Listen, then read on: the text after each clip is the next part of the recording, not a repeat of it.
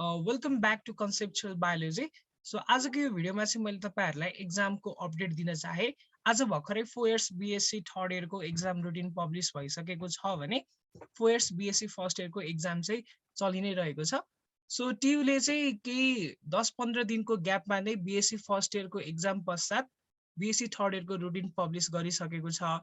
जुन यो राइट साइडमा तपाईँले हेर्न सक्नुहुन्छ 4 इयर्स B.Sc फर्स्ट इयरको एक्जाम चाहिँ एकचोटि पहिला निकालेको डेट फेरि पनि रिभाइज भएर फाइनलाइज्ड भएको डेट चाहिँ 11 महिना 22 गतेदेखि एक्जाम सुरु भएको थियो, जुन अहिले रनिङ फेजमा छ र 12 महिना 10 गते यसको एक्जाम सकिन्छ भने जुन 4 इयर्स B.Sc थर्ड इयर जुन यो लेफ्ट साइडमा छ, सो यो एक्जाम चाहिँ तपाईँको 12 महिना 23 गतेदेखि सुरु हुनेछ भने 1 महिना जुन नेक्स्ट इयरको 2079 को 15 गते एक्जाम सकिनेछ।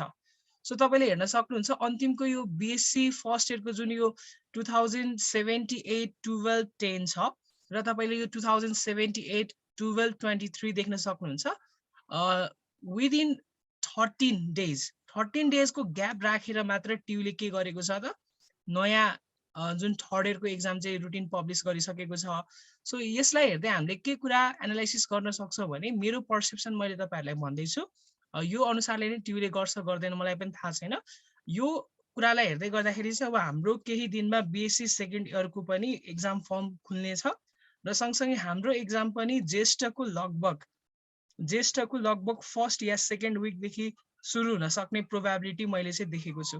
सो यो भिडियोबाट मैले यही कुरा भन्न चाहे, ज्येष्ठको पहिलो र दोस्रो हप्तामा मेबी एक्जाम हाम्रो सेकेन्ड इयरको सुरु हुन सक्छ र सेकेन्ड इयरको एक्जाम फर्मको मिति भर्नुपर्ने डेटहरू सबै चाहिँ तपाईँहरूलाई आउन सक्छ।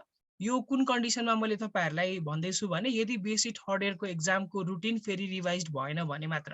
यदि रिभाइज भयो भने यो एक्जामको रुटिन सर्न सक्छ र सर्यो भने हाम्रो पनि त्यसै अनुसार B.Sc सेकेन्ड इयरको एक्जामहरू ढिलो हुन सक्छ। अहिलेको यो रुटिनलाई एनालाइसिस गर्दाखेरि जुन B.Sc फर्स्ट इयर र थर्ड इयरको 13 दिनको ग्याप थियो, हाम्रोमा पनि त्यही 15 देखि 20 दिनको मात्र ग्याप हुन सक्ने मेरो विचारमा लागिरहेको छ। किनभने 30 गतिदेखि हाम्रो जुन चुनाव पनि छ स्थानीय चुनाव, त्यसले गर्दा पनि हाम्रो एक्जाम अलिकति पछि चाहिँ सर्न सक्छ। प्रोबेबली जेठ महिनामा नै हुन्छ भनेर तपाईँहरूले यही अनुसारले चाहिँ अहिले प्रिपेयर गर्दै गर्न सक्नुहुन्छ। सो आजलाई यति नै। Thank you so much.